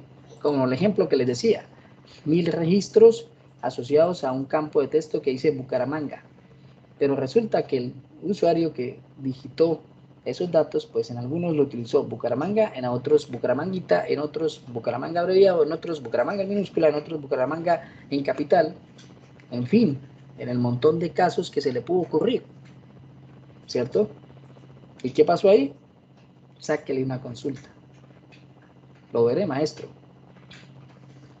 Entonces, en punto al diseño, es donde tenemos que trabajar bastante. ¿Cómo debo diseñar una base de datos? Porque eso es terrible. Después de que la embarre de esa manera y después de que ese software esté realmente ya en un uso en producción, en un campo real, Arrégleme los datos, compadre, sin dañar todo lo que ya hay. Totalmente complicado, difícil. Bueno, señores, arrancamos ya con este cuento. Les mostré unos conceptos. Ahorita subo este material para que lo tengan ahí a la mano, ¿cierto? Y mañana empezamos como tal ya a interactuar con el motor que instalamos, que aspiro que ya todos lo tienen instalados, ¿cierto? Y empezamos a interactuar ya como tal con lenguaje SQL, que es lo que le vamos a invertir bastante tiempo, ¿cierto? Lenguaje SQL.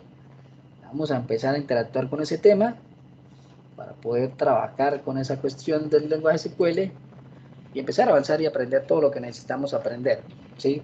Esto es pura teoría, ustedes lo pueden seguir leyendo, pueden repasarlo, pueden leer nuevamente el material si quieren, ¿sí? Pero les va a servir solamente para contextualizar, ya, no les sirve para nada más. Contextualizarse, qué es una base de datos, qué tipo de bases de datos existen, cuál es la que nosotros vamos a trabajar, ¿cierto?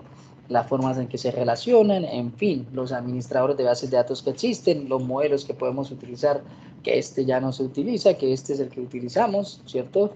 En fin, les sirve para tener una introducción a lo que vamos a hacer. ¿En qué consiste más o menos la normalización? Bueno, ahí se las mostré con un ejemplo también, más o menos en qué consiste ese tema de esa normalización, pero vamos a lo que vamos, aprender a manejar SQL, ¿cierto? Y en este caso con un administrador de base de datos ya específico, MySQL, ¿vale? Bueno, señores, ¿preguntas? ¿Tienen alguna pregunta? ¿O bien todo?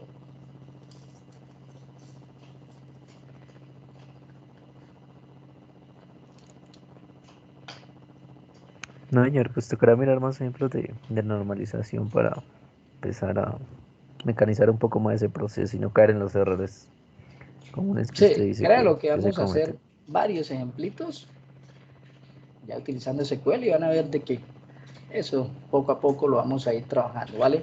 Bueno, listo, señores, que tengan excelente noche, adjunto el video, adjunto el material y nos vemos entonces mañana, ¿listo? Bueno, feliz Saludos, noche. profesor. Feliz noche a todos.